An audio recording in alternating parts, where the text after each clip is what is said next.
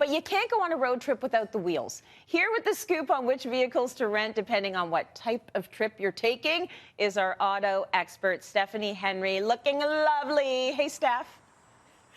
Hey, Tracy. Yes, I'm here at Affinity Luxury Car Rentals, where this Canadian-owned and run business has been around for over 30 years and has 6 locations. Now, this has been the year of the road trip, and if you're thinking about going on one yourself, you may not want to take your own vehicle because of a multitude of reasons. Maybe it's mileage, maybe you're leasing. Well, I have some cars here that are going to take your road trip to the next level. I love that. Okay, before we jump into those cars, a few stipulations we need to think about, Steph.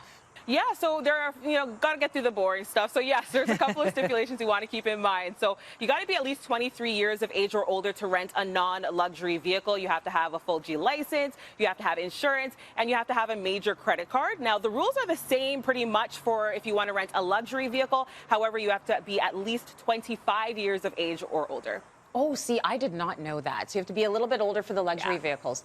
Now, let's talk about vineyard hopping. If that is what you want to do, we have done that. Leo's the designated driver. It's always fun. I'm thinking pulling up in a luxury vehicle would be the way to go. What do you think? Oh, 100%. And you know what? Every time you have to do something like vineyard hopping, the designated driver, while it's a very important job, they want to have fun too. So while they can't get into the vineyard fun, we have a 1967 Chevy CAMARO back here, which will be the fun that they get to partake in. It's not going to be hard for you to convince Leo to be your designated driver if he gets to drive that beautiful muscle car. It has a V8 engine, and it's a performance icon of its time. And a lot of vintage car lovers would say that it still is. When I got into the driver's seat of that vehicle, I actually had the top down, the wind blowing through my hair, kind of like it is right now, but a little bit more rough. And what I noticed with this vehicle is that it doesn't have a right mirror, which was weird to me. It's like in '67, they didn't check the blind spots. Wow. What's going on? So that's something you got to kind of get used to. But besides that, it's an amazing vehicle, and I understand why it's called a muscle car, because you feel that V8 engine while you're driving along. Yeah, I guess a few things have changed when it comes to cars and the safety rules within, so that's an interesting one.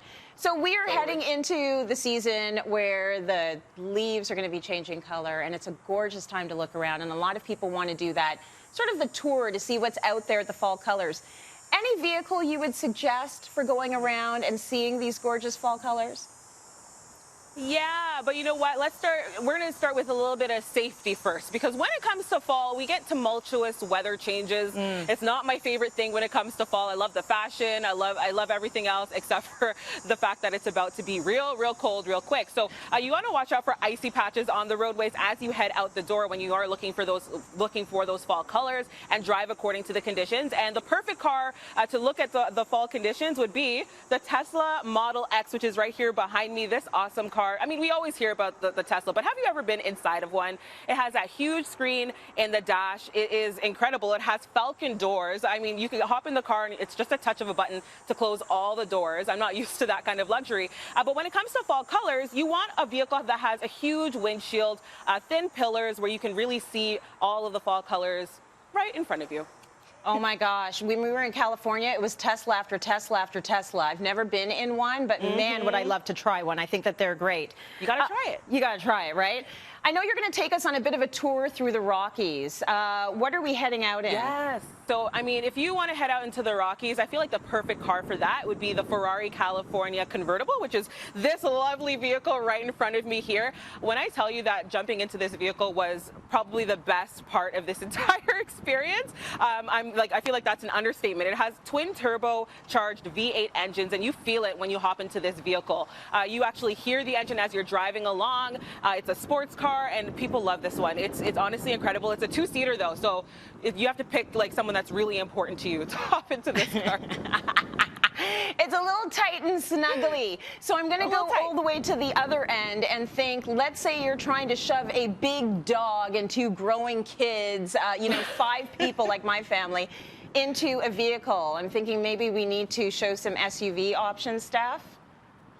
Yeah, absolutely. And we're going to show you the Ford Expedition. It has tons of space. It's incredibly comfortable. And what I love about this vehicle is how quiet it actually feels when you're inside the vehicle. So if you have rambunctious teenagers, a baby, and you're going a far long distance, it's going to be, you know, great for them to just fall asleep for part of this long road trip.